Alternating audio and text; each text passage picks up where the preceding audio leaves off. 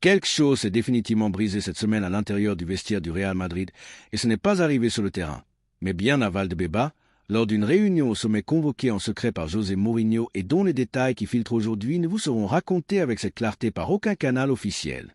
Avant d'entrer dans le vif du sujet, prenez bien la mesure du timing exact de ces révélations. Nous ne sommes qu'à quelques heures à peine des grands débuts officiels de Mourinho sur le banc du Real Madrid en Liga, au sortir d'une saison 2025 à 2026 cauchemardesque qui s'est achevée sans le moindre trophée dans les vitrines du club.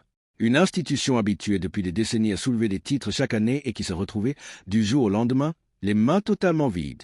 C'est dans ce climat d'extrême tension, alors que le socio digère encore ce retentissant fiasco sportif, qu'éclatent au grand jour deux incendies internes qui couvaient en silence depuis des mois. D'un côté, celui qui est arrivé comme le transfert le plus cher de l'histoire récente de la Maison-Blanche et qui a terminé meilleur buteur du championnat de sa première saison. Dans la pire campagne madrilène depuis plus de 10 ans, il a tout de même empilé 42 buts en 44 matchs et accumulé 3620 minutes sur le prêt, soit une charge individuelle supérieure à quasiment n'importe quel attaquant d'élite en Europe.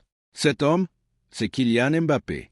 Et de l'autre côté, le taulier présent depuis des années dans le vestiaire, celui qui a endossé la responsabilité d'être la voix brésilienne la plus influente du groupe, membre du Conseil des capitaines et héros des plus grandes nuits européennes de la dernière décennie, Vinicius Junior. Deux monstres sacrés qui, selon de multiples révélations exclusives, se trouvent au centre névralgique des problèmes majeurs que Mourinho doit régler d'urgence avant que la compétition ne reprenne ses droits. Pour bien comprendre ce qui se trame en ce moment même à Valdebeba, il faut obligatoirement se remémorer ce qui se produit il y a 3 mois à peine, au mois de mai, dans l'intimité de ce même vestiaire. Une altercation réelle, physique, violente. Pas une simple divergence tactique ni un accrochage verbal à l'entraînement, mais une véritable bagarre entre deux titulaires indiscutables de l'équipe première qui s'est terminée par l'évacuation en urgence de l'un d'eux vers un hôpital après avoir reçu un coup violent à la tête. Cet incident grave est survenu le 7 mai, en plein cœur de la dernière ligne droite d'une saison totalement blanche pour le Real Madrid.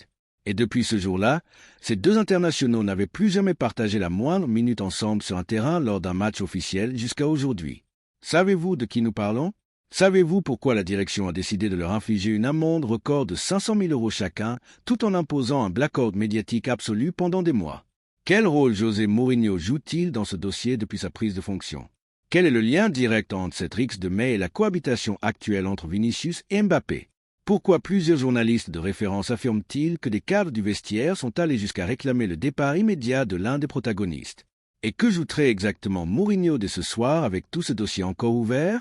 Restez bien jusqu'à la fin de la vidéo, car nous allons lever le voile sur toutes ces zones d'ombre. Abonnez-vous si ce n'est pas encore fait, et plongeons dans les faits. Les deux protagonistes de cette violente bagarre du 7 mai ne sont autres que Federico Valverde et Aurélien Tchouaméni. L'altercation a éclaté dans le vestiaire alors que le Real Madrid avait déjà dit adieu à tous ses espoirs de trophée. Bilan: un choc violent à la tête, un passage par la case hôpital et un silence de plomb décrété par le club, rompu seulement lorsque les premiers détails ont commencé à fuiter dans la presse.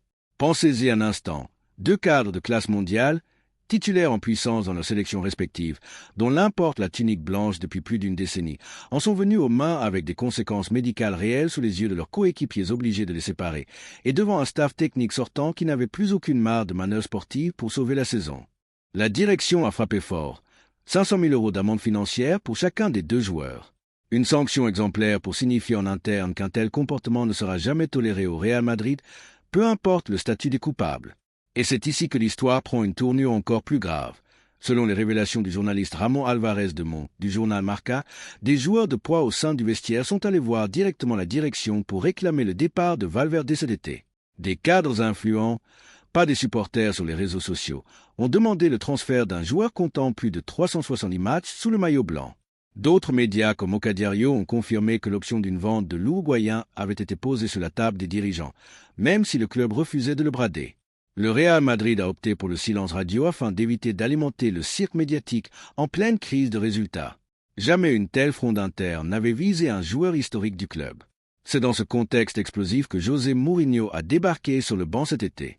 Même si Valverde et Tchouaméni ont affiché une réconciliation de façade, ils n'avaient plus foulé une pelouse ensemble depuis le 7 mai.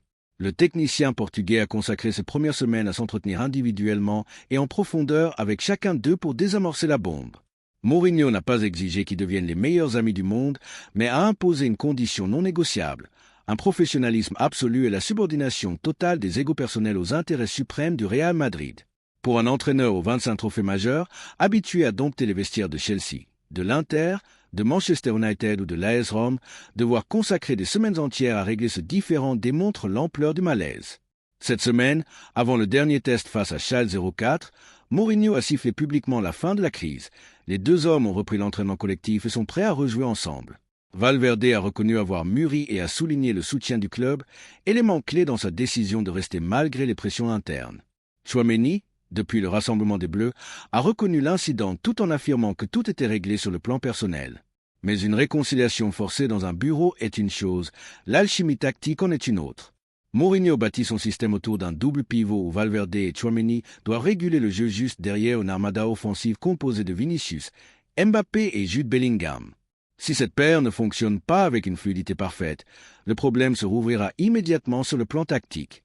Et pendant que le club tentait d'éteindre l'incendie Valverde-Tchouaméni, un second front a émergé, la connexion entre Vinicius Junior et Kylian Mbappé. Ici, il n'est pas question de coup physique, mais de quelque chose de plus subtil et potentiellement bien plus dangereux pour un coach. La cohabitation de deux des plus grands attaquants du monde, deux égaux de dimension planétaire qui ont besoin d'être au centre du jeu et sous les projecteurs médiatiques pour donner leur pleine mesure.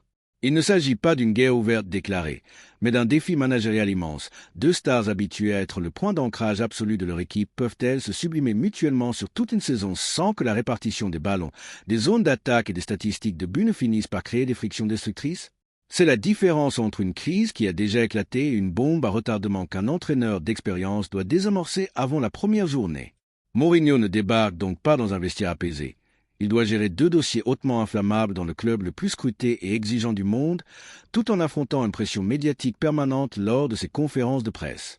Face au micro, les deux attaquants ont toujours affiché une relation cordiale, Mbappé rappelant à juste titre que la présence de deux superstars mondiales génère une loupe grossissante sur le moindre geste. Mais la réalité du terrain impose une synchronisation de tous les instants pour hisser le Real Madrid au sommet de l'Europe. Les chiffres bruts résument l'urgence de la situation. 42 buts pour Mbappé la saison passée, portant l'attaque quasiment à lui seul avec 159 tirs et 3620 minutes de jeu, dans une équipe finissant sans titre. 371 matchs pour Valverde sous la tunique blanche, devenu un cadre respecté mais contesté en interne lors de la crise de mai. 500 000 € d'amende pour les deux acteurs de la Rix et 3 mois sans jouer ensemble. Ce n'est pas un groupe serein qui se reconstruit tranquillement. C'est un vestiaire blessé que Mourinho doit restructurer tactiquement et mentalement avant même son premier match officiel. C'est précisément pour cette capacité légendaire à imposer discipline et respect de la hiérarchie que Florentino Pérez a fait revenir le technicien portugais, après une élection présidentielle remportée avec 65% des voix sur la promesse de ramener l'ordre. Mais la méthode de faire de Mourinho a parfois provoqué des étincelles avec des joueurs à fort profil médiatique dans ses clubs précédents. L'enjeu est colossal, d'autant que les rivaux ne perdent pas de temps. À Barcelone, Hansi Flick peaufine son collectif autour de Lamine Yamal après avoir remporté le championnat, tandis que l'Atlético de Madrid de Diego Simeone s'arme lourdement avec Julián Álvarez.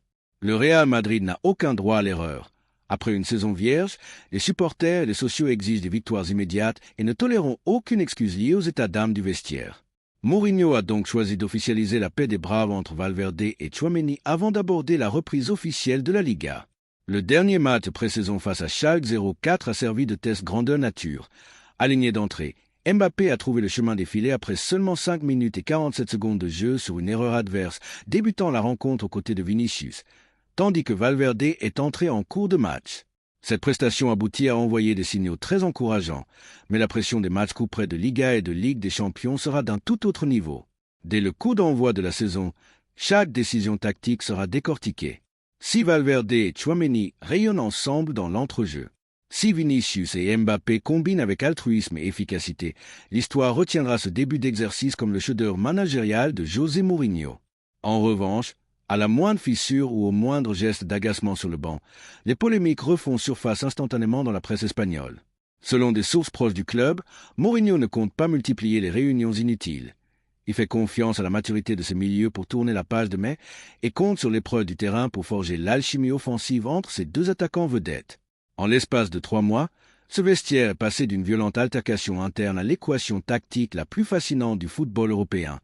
Faire cohabiter les meilleurs talents de la planète pour ramener le Real Madrid sur le toit du monde. Le Real Madrid aborde cette nouvelle saison à la croisée des chemins. L'exigence de victoire est absolue et la culture de la gagne ne laisse aucune place aux querelles d'ego.